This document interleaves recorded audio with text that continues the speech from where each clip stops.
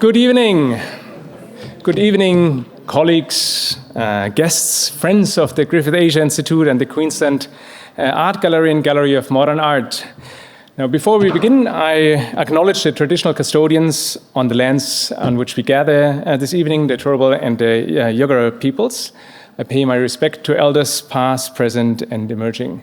I also want to acknowledge that this beautiful area of our South Bank has always been a place of meeting, sharing, and learning.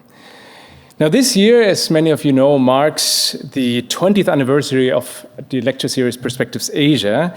It is a long-running partnership between Griffith Asia Institute and QAGOMA, and I really want to acknowledge this great partnership that we have. And Tarun, as kind of representative of QAGOMA, really we cherish this partnership. Now, for 2 decades, the series has brought together thinkers, artists, policymakers, and of course, the broader public. It has helped deepen understanding of Australia's place in the region. And it feels right that in this milestone year, we turn our attention to a key question for Australia's future. How do we build genuine Asia capability? Our guest this evening to talk about this is no other than the Honourable Tim Watts MP. He's one of the few in Canberra, hopefully one of the few and many, who has tackled this question head on. Tim's interest in understanding Asia goes back a long time. I already told Tim that yesterday I went down a rabbit hole in the Wayback Machine. Who knows what the Wayback Machine is in the internet? It's like a history of the internet. You can go to old websites, and to find his old blog, which is blogging the bookshelf. Now, it was a weekly chronicle of his reading life. He started the blog after returning from his studies in London in 2009.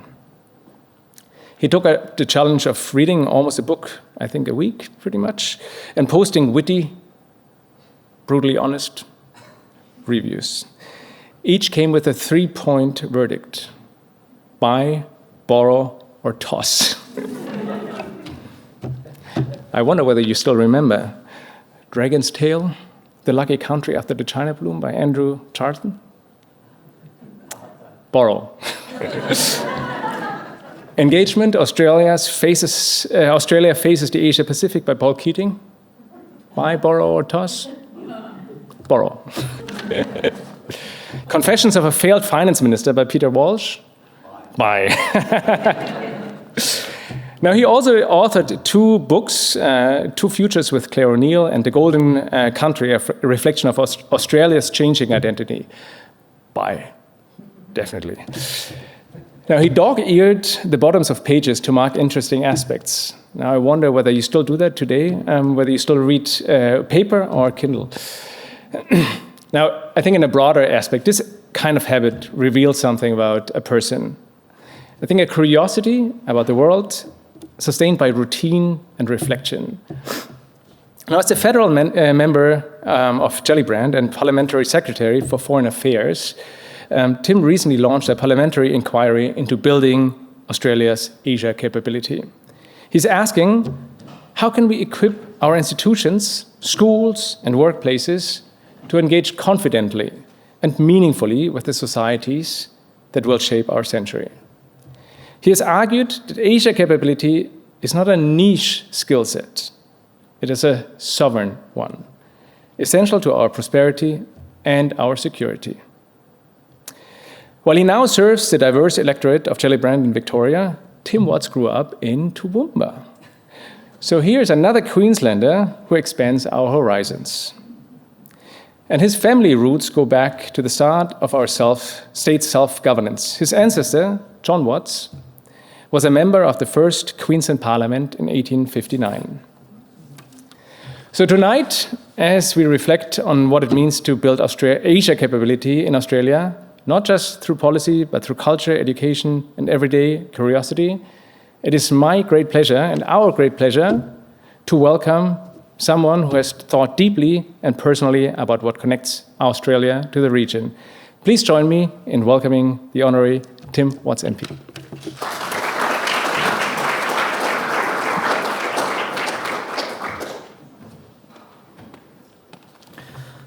Well, thank you, Christoph, for that generous and very diligent introduction.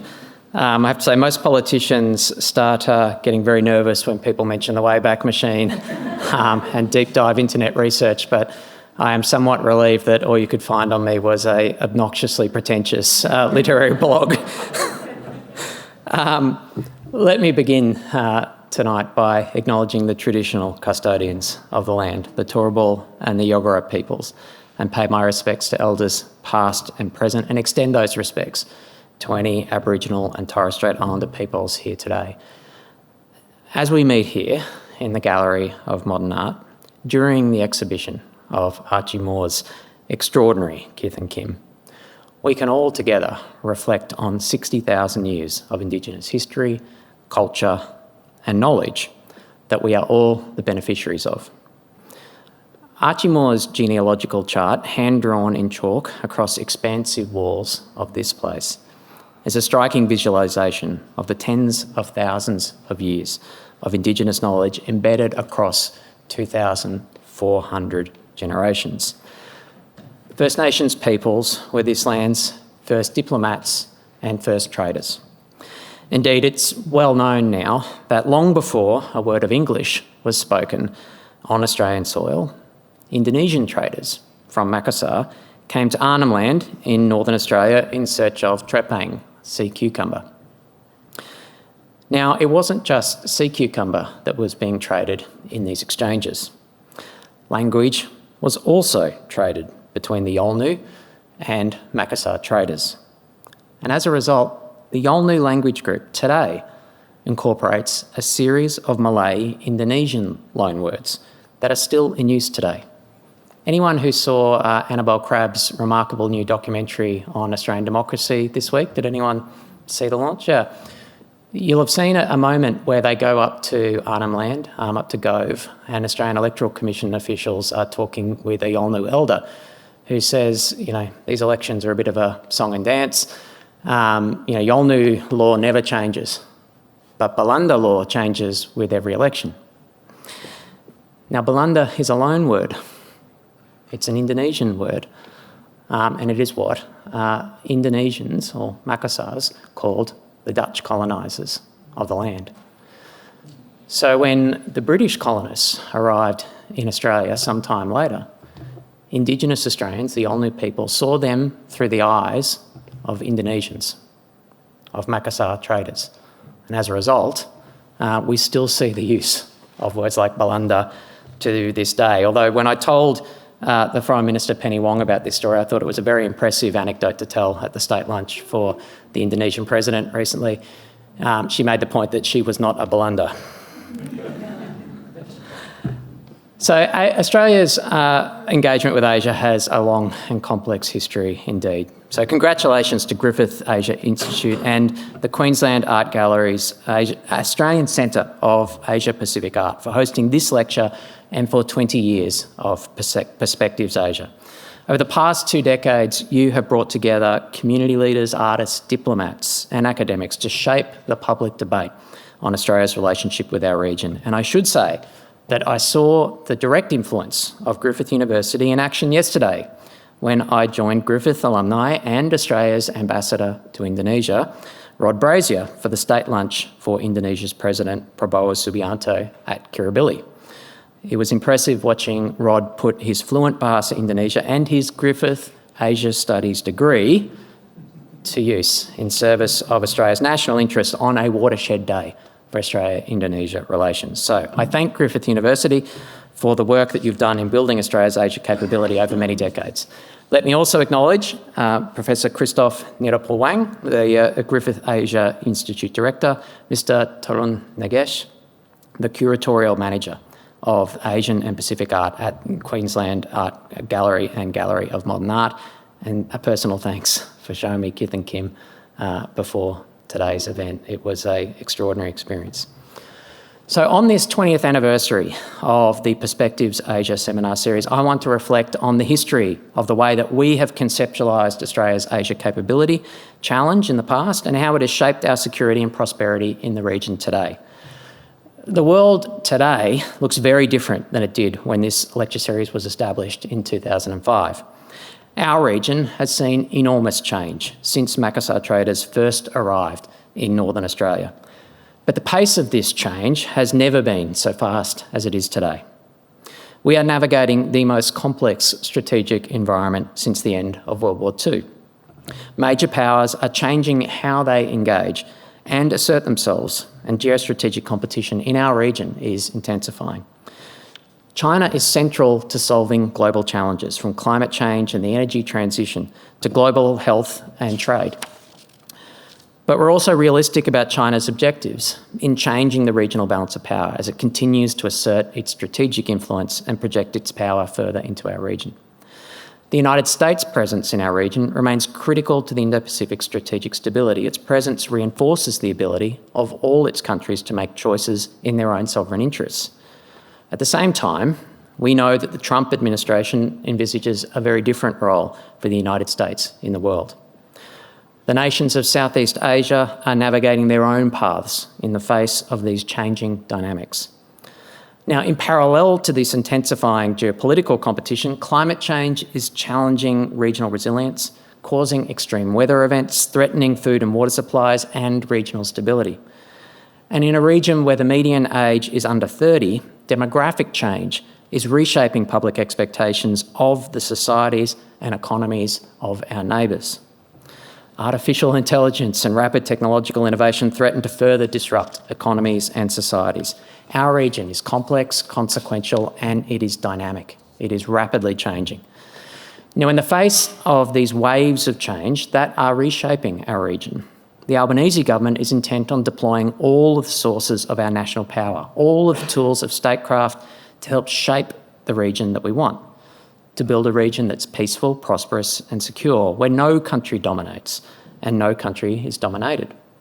A region where disagreements are resolved through dialogue and through rules, where all countries have the freedom to decide their own future without interference. Now, achieving this in the current international environment is demanding more of our government and more of our institutions and more of our leaders than ever before. And over the last 3.5 years, we've seen an unprecedented level of activity in the Australian government's engagement with the world, particularly in our region. We've stabilised our relationship with China, and we are now both managing our differences and taking forward our interests through patient, calibrated and deliberate engagement. We've restored trust in our relationships in the Pacific. We've long said that we want to be a partner of choice for the Pacific family, and we've gone about that goal by listening to Pacific priorities and partnering on shared goals. We remain the region's largest and most comprehensive development partner, but by listening to Pacific priorities, we've also adopted innovative approaches to engagement like the groundbreaking Tuvalu-Australia-Whalepili Union, the first agreement of its kind anywhere in the world that provides legal protection for Tuvalu's sovereignty in the face of sea level rises and a pathway for mobility and with dignity as the impacts of climate change worsen. We've re-engaged with Southeast Asia, strengthening our partnerships with the nations of our region. ASEAN centrality remains at the heart of our engagement. We were pleased to host ASEAN leaders at the ASEAN-Australia Special Summit in Melbourne in 2024 to mark the 50th anniversary of ASEAN-Australia dialogue relations. But we've also lifted our bilateral relations to an unprecedented level, formally upgrading our diplomatic relationships with Vietnam, Philippines, Brunei and Laos, and continuing to deepen our long-standing ties with Malaysia and Singapore with new groundbreaking agreements. Yesterday, Prime Minister Albanese and President Prabowo announced a landmark security agreement, the substantive conclusion of a landmark security agreement between Australia and Indonesia, the Australia-Indonesia Treaty on Common Security. Modelled closely on the agreement on maintaining security agreed by Prime Minister Keating and President Suharto in 1995, the treaty reinforces Australia and Indonesia's common interest in the peace and security of our region. And against this backdrop of government-to-government engagement, we've also prioritised lifting our economic engagement with the region through the Southeast Asia Economic Strategy to 2040.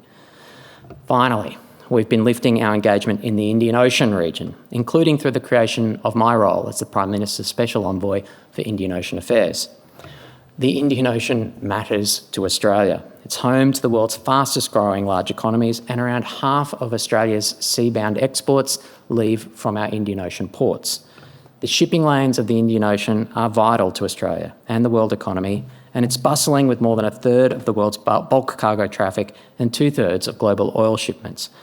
It's why the Indian Ocean was identified as an area Northeast Indian Ocean was identified as an area of primary interest to Australia in the National Defence Strategy, and why half of our naval fleet is based in the Indian Ocean, including Fleet Base West and the Submarine Rotational Force.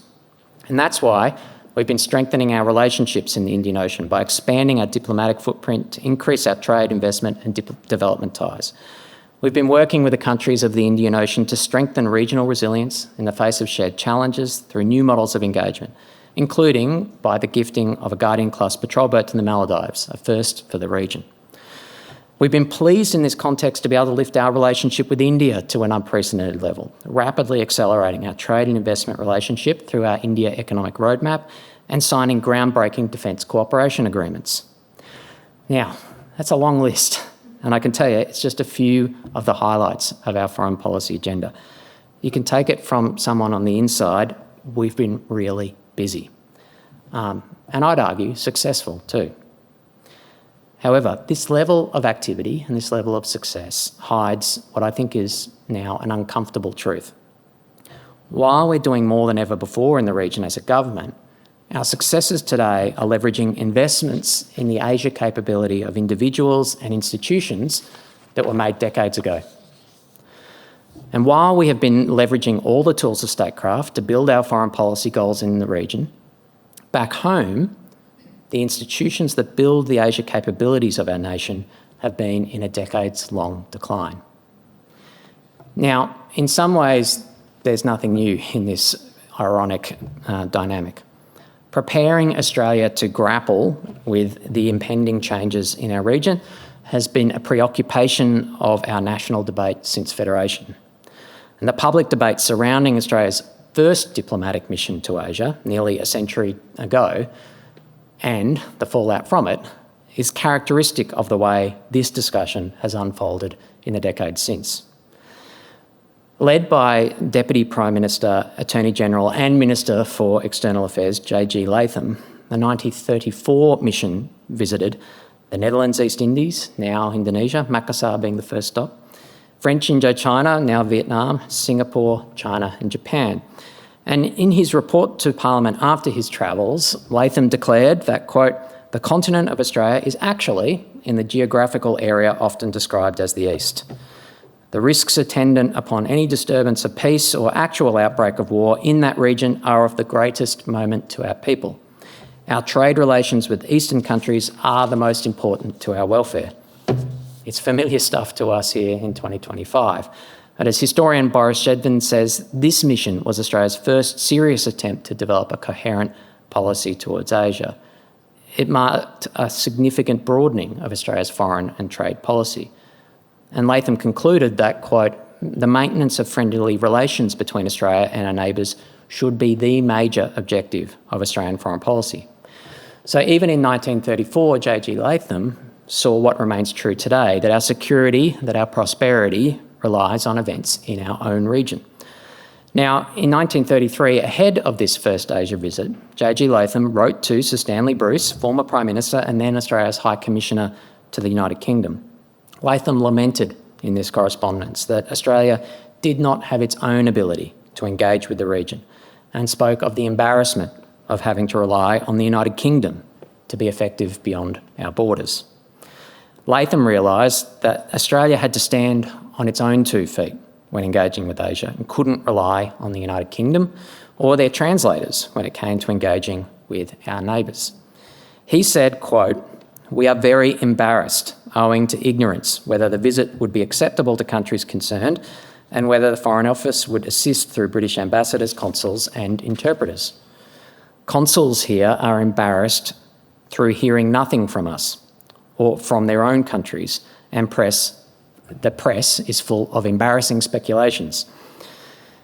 Now, as a result, on his return to Australia, Latham recommended the establishment of new missions through the region. Unfortunately, this vision took many years to be realised. And writing in the Courier Mail, After Latham's return, journalist Harriet Winifred Ponder captured what, nearly a century ago, had already become a pattern in debates about Australia's Asia capability, observing that, quote, "There is talk of trade commissions and advisory committees, and every now and then some fortunate individual is financed by patriotic public bodies and dispatched in quasi-official role to report, returning armed with sheaves of statistics and recommendations, and then it is all exactly as it was before."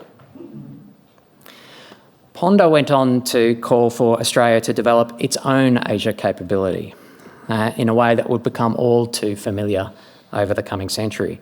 She declared that, quote, "The only sort of trade commission that would have the least hope of achieving useful results in even the Far East as a whole would be one including persons capable of conversing fluently in Japanese, Chinese, at least 3 dialects, Malay, Hindustani, for Indian traders are everywhere, Annamese, Dutch and French."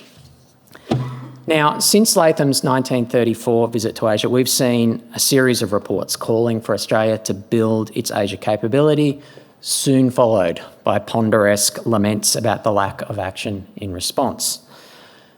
In 1989, Ross Garnaut's Australia and the Northeast Asian Ascendancy report wrote that to realise the opportunities of the extraordinary growth of our region, quote, "The most important task is to educate a new generation of Australians to confident familiarity with their East Asian environment." Garnaut called for 5% of tertiary students to be studying an Asian language by the year 1995. Now, it obviously didn't happen, so after Garnaut came more reports. The 2012 Australia in the Asian Century White Paper, the 2018 India Economic Strategy, the 2023 Invested Australia's Southeast Asia Economic Strategy to 2040.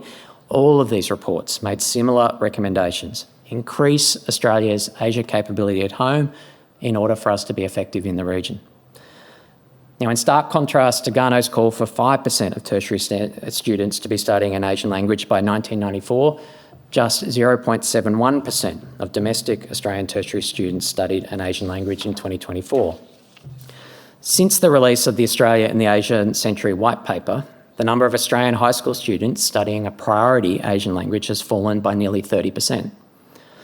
In absolute terms, the number of Australian high school students studying Bahasa Indonesian in 2024 was less than half of what it was in 1989 when Ross Garnaut published his report. This comparison is even more bleak when you consider that the number of Australian high school students today is around 40% larger than what it was in 1989. Here in Queensland, the study of Bahasa Indonesian in particular is on the brink of extinction. Only 2 high schools in the whole state are left teaching this language at the Year 12 level. At current enrolment levels, the total number of students enrolled in Year 12 Indonesian in Queensland for 2026 will be 4. How can it be that the Yolngu people of 300 years ago spoke more Bahasa Indonesia than young Queenslanders in the connected society we live in today in 2025? Now, the problem isn't unique to Queensland, though, far from it. Experts warn that the study of Bahasa Indonesia could be extinct nationwide by 2031 on current trajectories. That would be in the next term of the Federal Parliament. Now, of course, Asia capability is about much more than languages alone. But unfortunately, as pretty well everyone in this room will know, we've seen similar declines in Asian studies courses and research programs at our universities. The programs that build the deep expertise in the cultures, religions, histories and modern societies of our region that we need as a sovereign national capability as a nation. As Griffith University's own Ian Hall recently wrote, quote, "In the 1960s, 70s and 80s, Australian institutions hosted some of the greatest scholars of Asia, mostly men, but all distinguished, including A.L. Bashman, Herb Feith, John Legg, Anthony Lowe, James Marcellos and Pierre Reichmans. The unfortunate reality is that the career paths of the scholars who followed in the footsteps of these extraordinary figures in the contemporary Australian university system has been much harder. And given the decades-long decline in the institutions that trained past generations of Asia experts looks set to reach a crisis point, where will the next generation of Asia-capable institutions and leaders come from? Now, how have we reached this point? Why have so many reports to government calling for Australia to lift its Asia capability ended in failure? Well, building Asia capability isn't a trivial prospect. It's a complex systems problem. It requires sustained, long-term, whole-of-nation commitment. It requires coordination across the public and private sector, across state and federal governments, across primary, secondary and tertiary education. It requires policymakers to grapple with complex and interacting drivers of supply and demand that shape the decisions of students, parents, schools, universities and employers. On top of that, you don't see a return on investment in the short term, or the costs of a failure to invest. All in all, it's not an appealing challenge for any government, but it's a necessary challenge. Today, Australia's Asia capability is approaching a crisis at a time that we need it the most. Our complex, consequential and dynamic region will ask more of our leaders and institutions in the decade to come than ever before. It will demand a deeper knowledge of our region than ever before. At the same time, the decades-long decline in the study of Asian languages and the region more broadly will soon result in many of these programs at our institutions lacking the scale to continue. This is why I've been calling for a renewed focus on Australia's Asia Capability Challenge and why I've been pleased to be able to lead the current parliamentary inquiry into the topic and why I've been really gratified by the extraordinary response from our community to it. But I want to make a few things very clear at this point. The solution to Australia's Asia Capability Challenge does not lie in the past. We can't simply revive the 1990s era programs that all of us know and expect them to work in our radically changed schools, universities and broader Australian society. Our efforts to build Asia capability in 2025 need to recognise our current context, where we are now. Our schools and universities look very different to what they did in the 1990s. And I can tell you any parent in the audience will know that there's currently a nationwide shortage of teachers of all kinds, not just language teachers or teachers with a knowledge of Asia. We don't have the supply of teachers or academics to simply turn on the supply tap in the way we did in the 1990s, even if resources were unlimited. It's not all bad news though. Many of the changes Australia has experienced in recent decades create new opportunities for building Asia capability. During Latham's first trade mission to Asia, the White Australia policy loomed large over every meeting of the delegation, and you can really feel it in his report, the chagrin of having to constantly try to justify himself in these meetings. Today, around 17% of modern Australia claims Asian heritage, and our Asian Australian diaspora communities are an extraordinary potential source of Asia capability. Today, someone from anywhere in our region can look to Australia and find something of themselves reflected.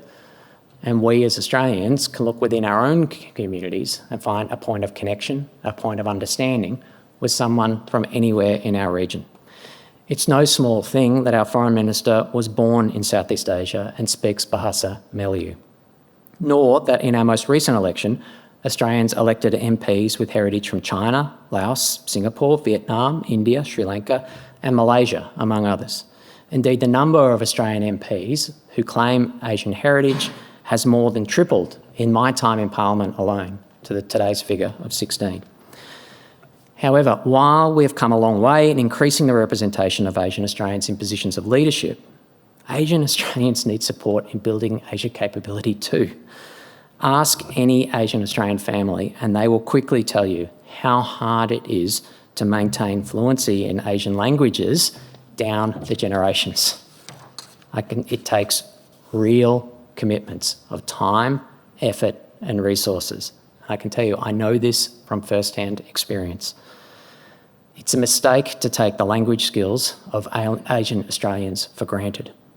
Instead, we should be thinking about how we can increase access to recognised language training and qualifications for Australians who are already connected to an Asian language through culture and family. And we shouldn't stop there either. It's famously much easier to learn your third language than it is to learn your second. So we should recognise that Asian Australians who are already multilingual have a head start in learning Asian languages outside of their cultural heritage.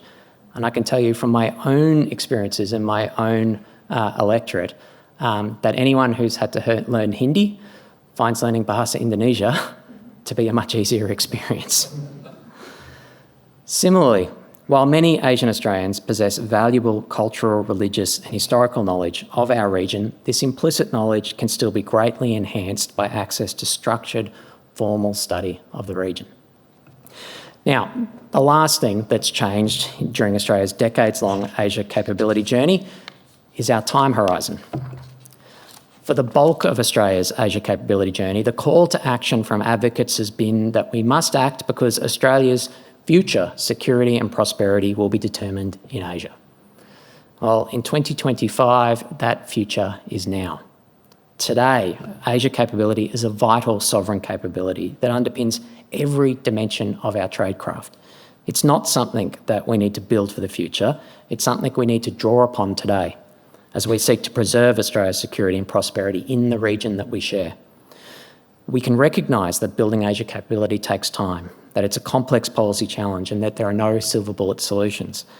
But today, as we face the most complex, consequential, dynamic and uncertain international environment in living memory, we have to choose to take control of our own destiny in our region and to invest in the capabilities that we need to find our own way through this period of change.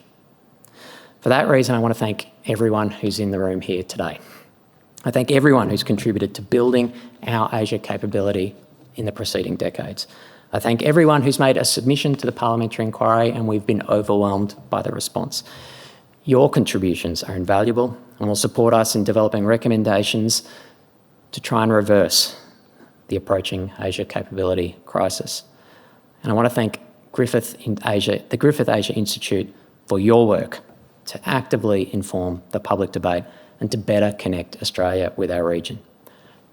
Australia's prosperity and security in our own region is too important to be left to chance. We need to make the choice to take our fate into our own hands. Thank you. I'm happy to answer questions.